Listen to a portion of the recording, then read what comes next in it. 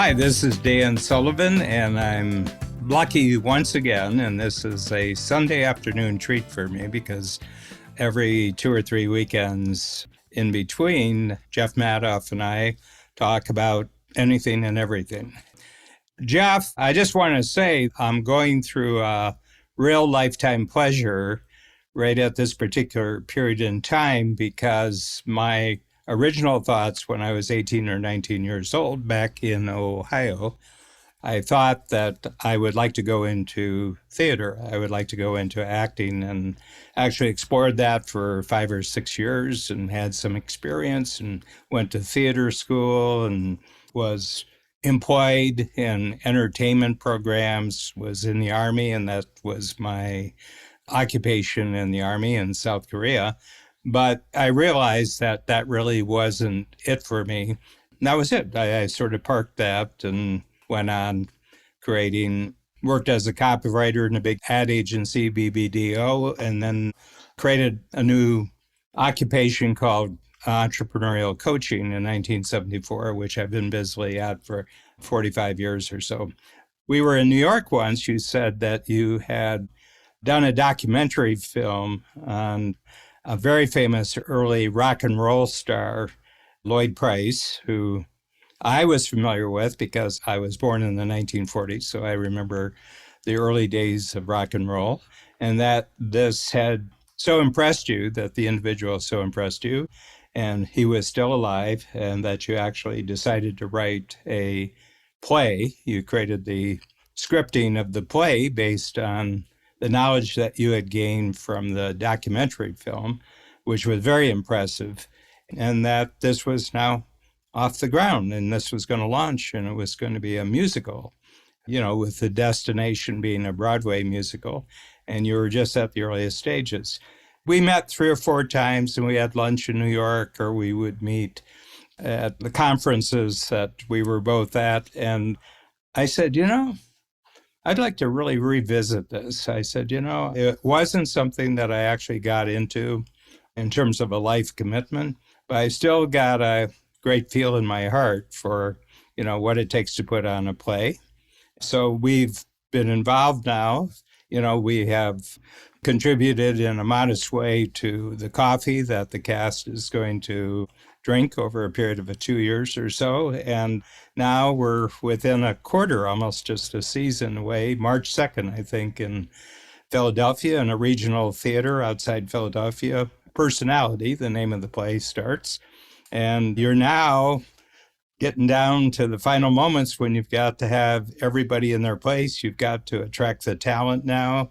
And you've tested everything. The music's been tested. The choreography's been tested. The script has been tested. And now you've got everything. And now you're auditioning the actors.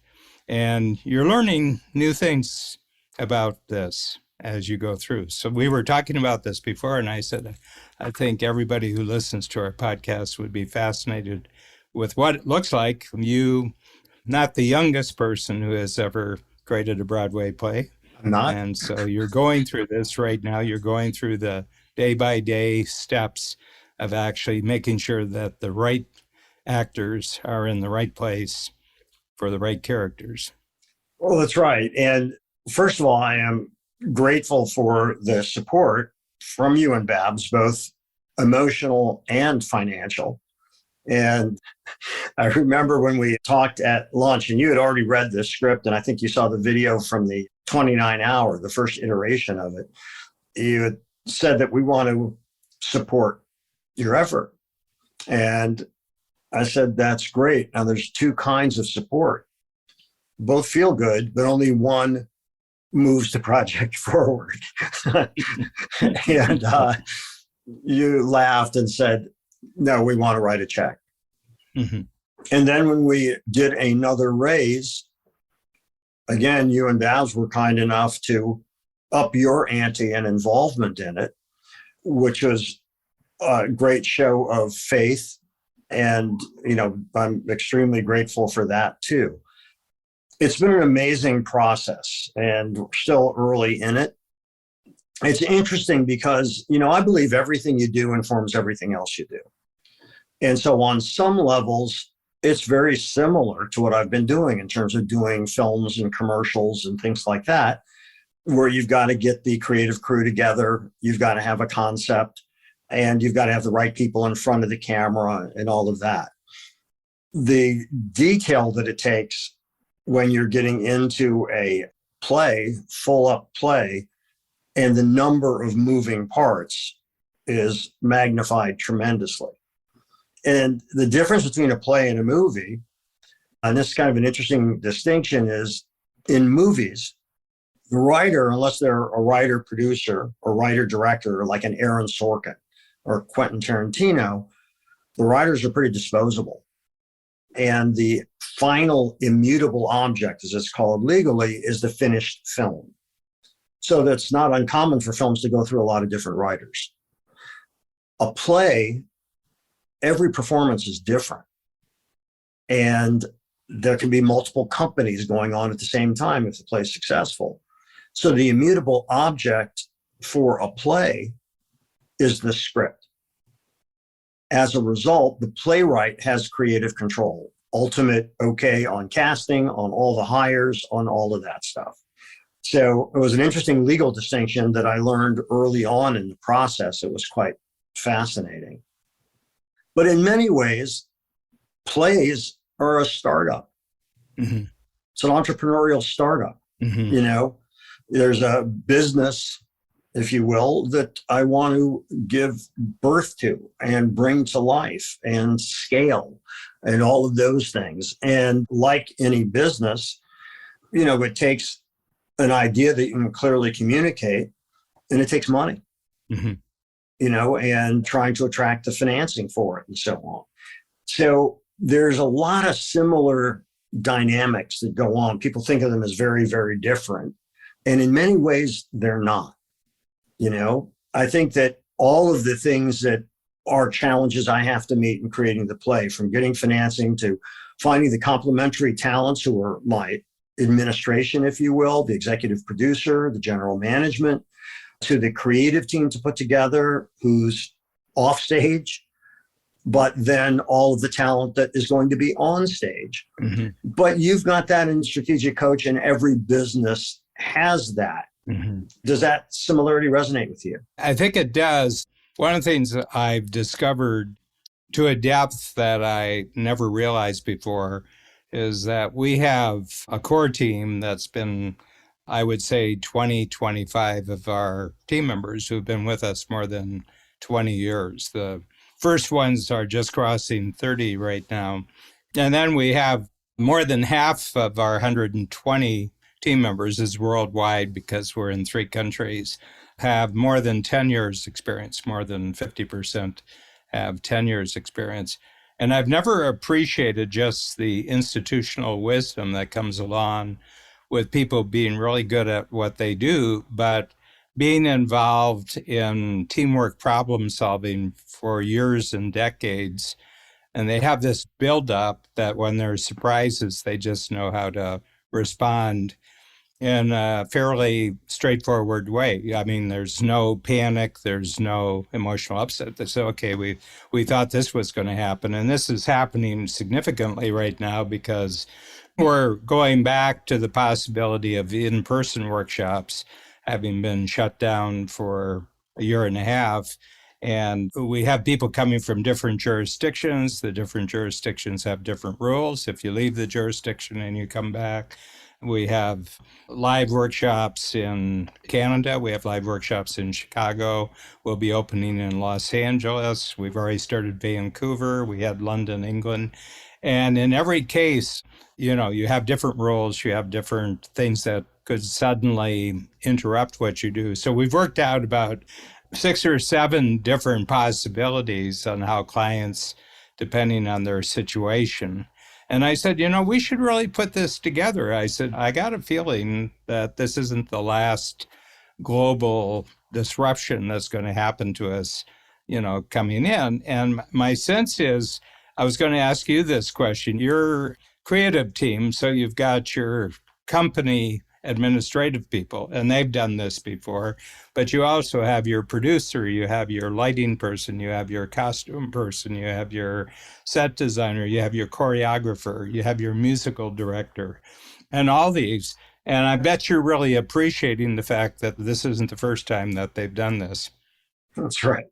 Well, the casting, the person who does the casting, it's like jury selection, I mean, to a certain extent, because you have to think through the entire, life of the production, how the production starts off. You have to think about that you're starting outside of what the hoped for destination is, New York City, but you're not starting there. And, all the theater professions have had a huge disruption to their life, and lots of new things are forming in competition with you. Lots of new things are starting up, and the mood has shifted about what people are looking for. And all this has to be taken into consideration. So in terms of what you thought was going to happen when you first got the idea that this might be a play, and what you know now, what's the what are the dimensions that you were missing in the first place? How many days do we have for this conversation? Yeah. I think one of the essential aspects that I had to realize quite early is knowing what I don't know. And I think that that's really critical. And knowing and having spoken at so many entrepreneurial groups and so on, that, young entrepreneurs tend to think they know everything. So therefore they don't delegate. They also, for various reasons, for money, for ego, for whatever. Initially, when I thought of doing the play, like we did just a small table read in my office, worked with a casting agency, and there was only about 10 of us in the room listening, but I, rehearsed with the actors for a few hours, and there's not a whole lot you can do in a few hours in giving notes, but I gave some, had good actors. And I was thinking that I wanted to direct the play because I know how to do dramatic direction. I've done that, for years. But do I know stage blocking? No. Do I know how to merge seamlessly music with the dramatic parts of the play, how to structure the rehearsal process, all these things? No.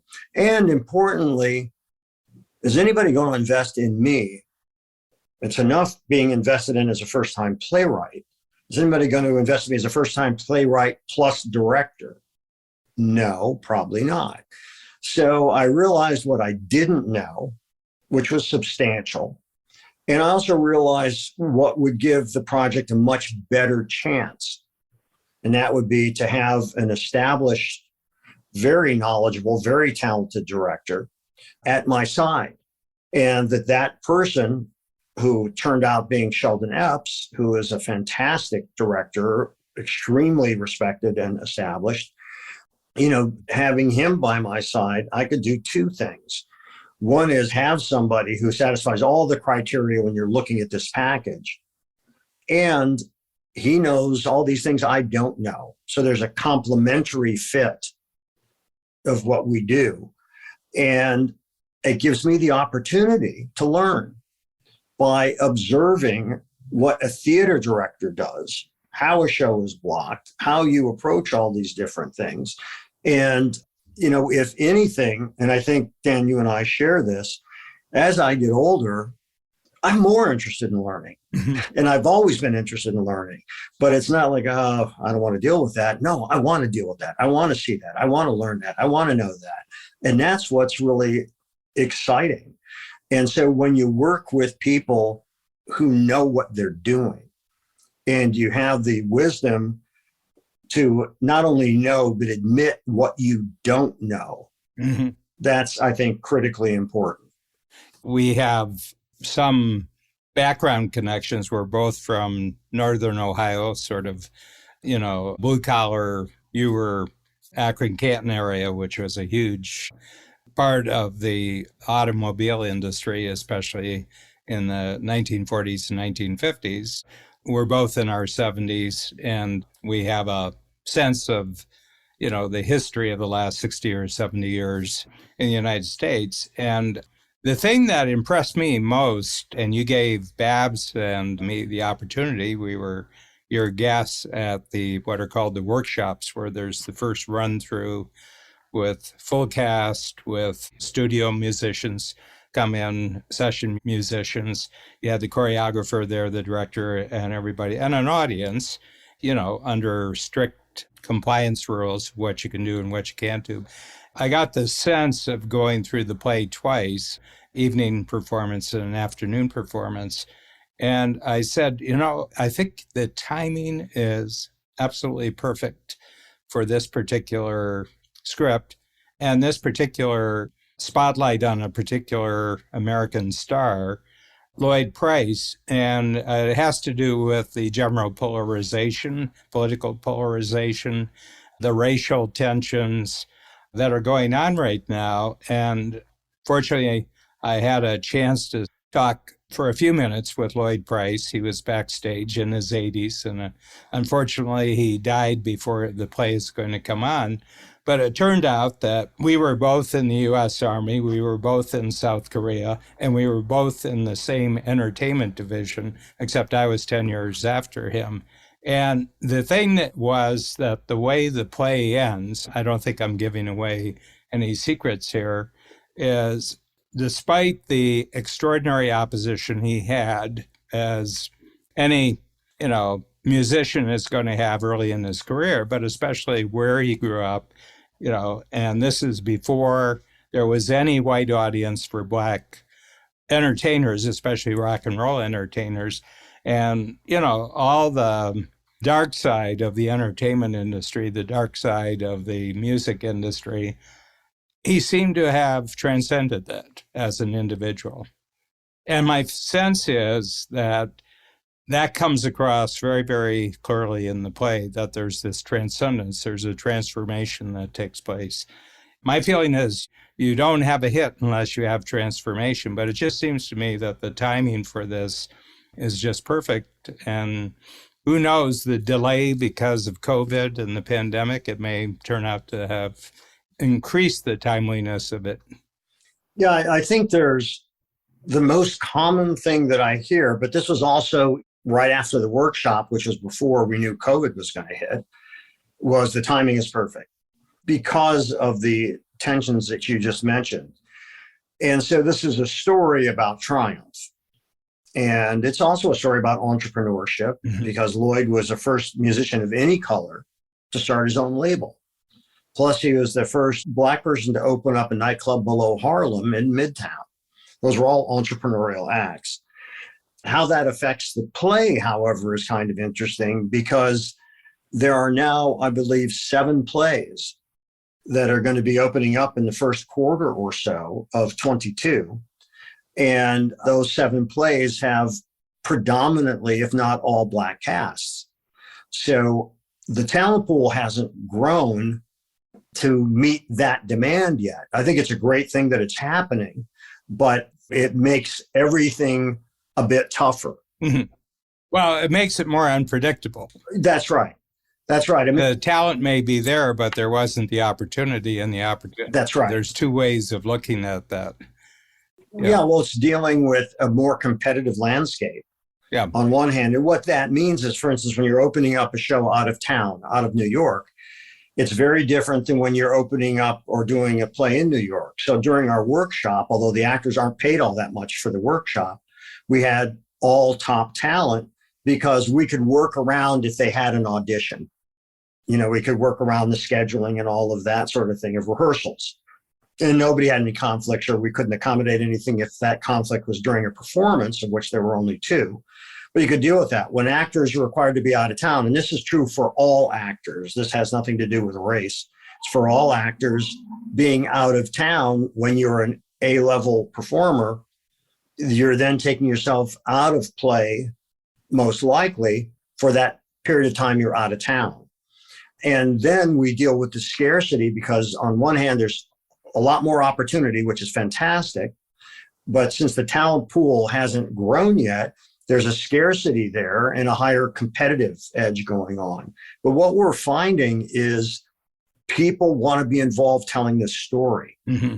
And that's the real critical thing, Mm-hmm. because that's also true for the creative team, yet they're all there. Yeah. And have been there, and Sheldon, who was there since the 29 hour, and Shelton, our musical director. So it's a really interesting time when culture is shifting. So the casting, it's also interesting because it's like staffing a company.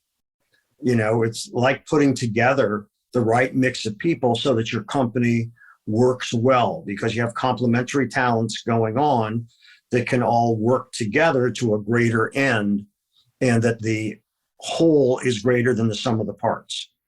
I believe that, theater and movie making, anything in the entertainment field, is perhaps one of the greatest examples of entrepreneurism that there is on the planet. In many ways, it's more chancy than ordinary entrepreneurism, in the sense that 90% of actors spend 90% of their career going to auditions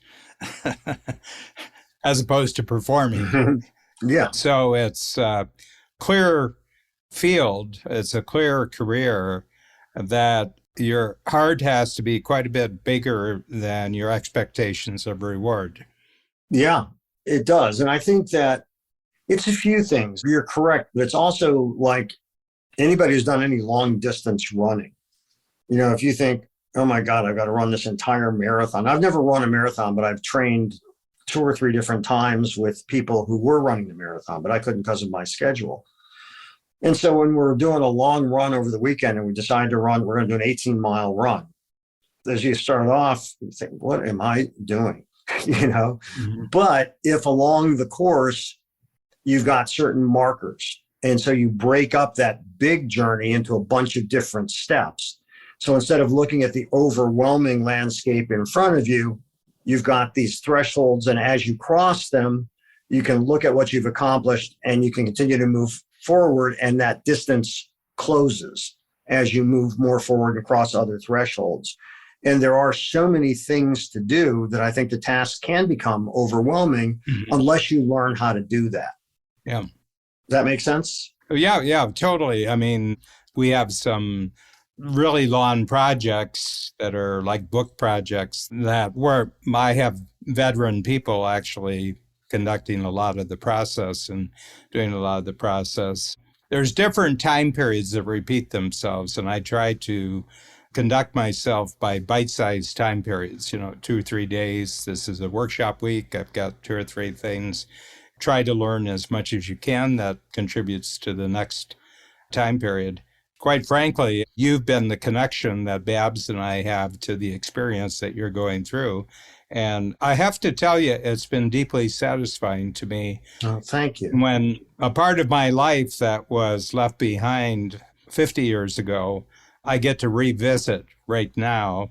2 things. It's been a pleasure kind of feeling in partnership with you, but it's such a great project. The project is so exciting. It's not just a Broadway play. It's not just that. It's a deeply emotional, deeply profound project that you've created here.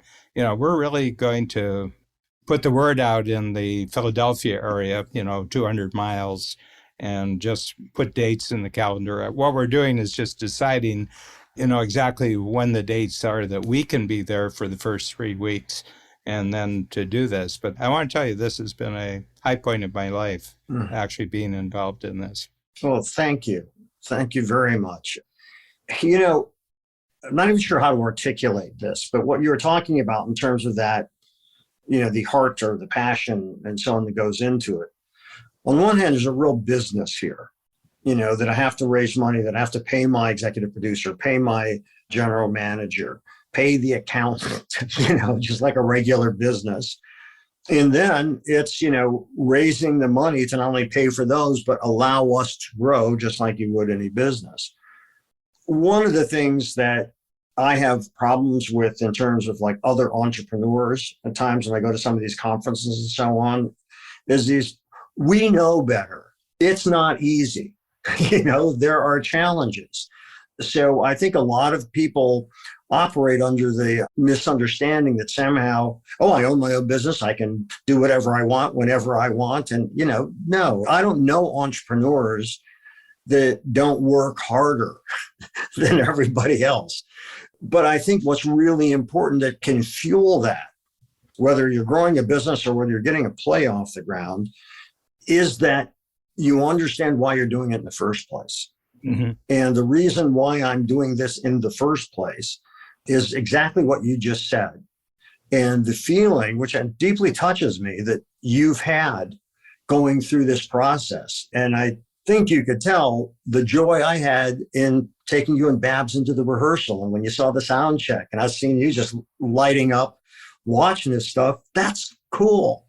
Mm-hmm. That's a blast. And the thing that separates the play for me from other businesses, because a lot of the protocols are the same thing, is I actually feel that this is an opportunity to say something that's going to have an emotional resonance with people. Mm-hmm.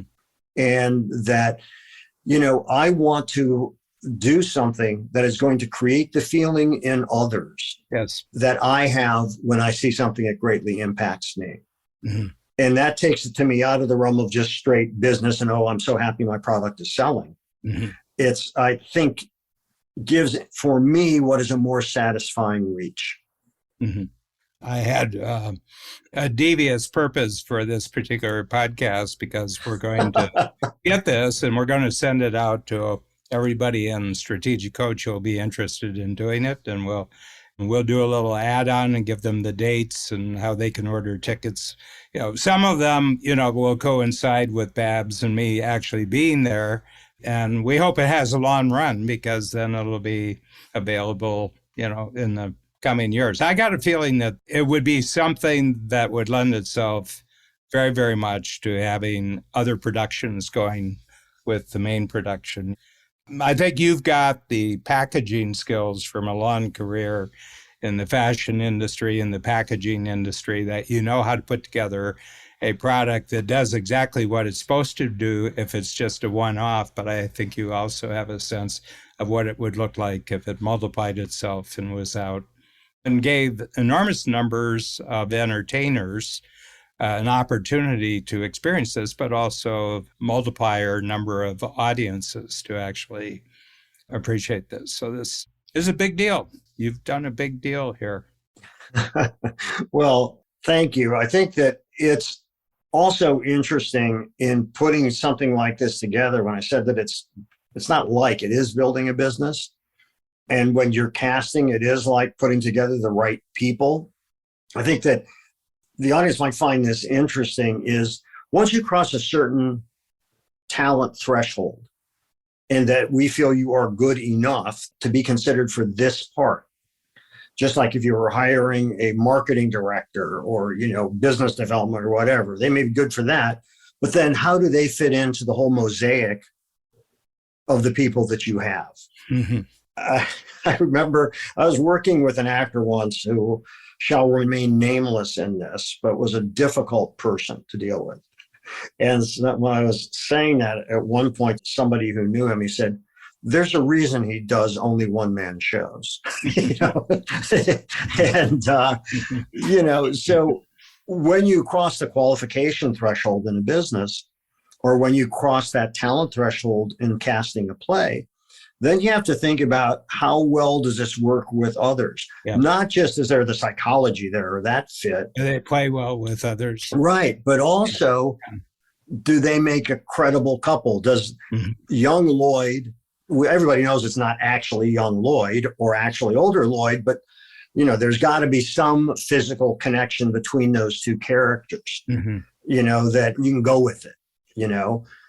When we were casting for young Lloyd and some of the new people that came in through the agency were like 6'3" and 6'4". I said, did he go to Korea and have 4 vertebrae removed? I mean, you can't have him 4 inches taller than the other Lloyd. Yeah. But it's also, finding those physical fits, so that it's credible in terms of them working together. Could this be both young Lloyd's girlfriend and older Lloyd's wife? So you have to find, since it's the same actress, can you find someone And you can enhance through makeup and through wig and wardrobe and so on.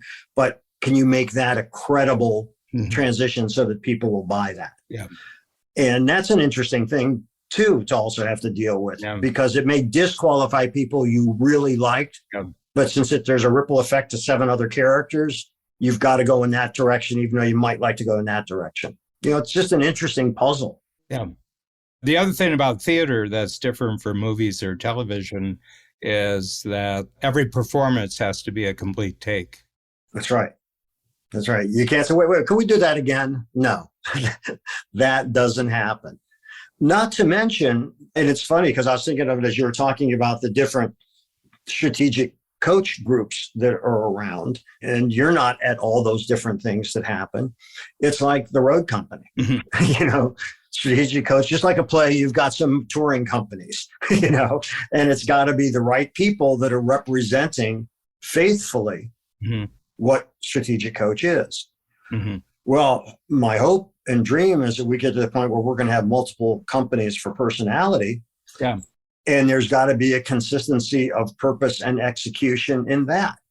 Yeah. Because unlike a movie, you can make an infinite number of prints and stream it and have it at theaters and all of that. Well, the other thing is, entrepreneurism. And I think that what we're talking about here, the entertainment form of entrepreneurism, consists of guesses and bets, that basically it's a guess that I've got something here that I think might really, really, ring a bell with a lot of people. And then you make a bet on it, and the spectrum of people who do the kind of work that you're doing and have created the type of project you are, there's good guessers and bad guessers. There's good bettors and bad bettors. The latter are a lot more numerous than the former. Yes. Yeah. Right. Okay. Well, thanks a lot, because we have an editor waiting to get this particular episode in place, and we're going to send this out now and use this as part of pushing our part of our audience to your theater. So I really appreciate this. Well, I appreciate that from you. This is a very nice surprise to get, and thank you so much. I'm very grateful for that. And as always, great talking to you. Thank you very much, Jeff. Thank you, Dan. Thanks for joining us today on our show, Anything and Everything. If you enjoyed it, please share it with a friend. For more about me and my work, visit acreativecareer.com and madoffproductions.com. To learn more about Dan and Strategic Coach, visit strategiccoach.com.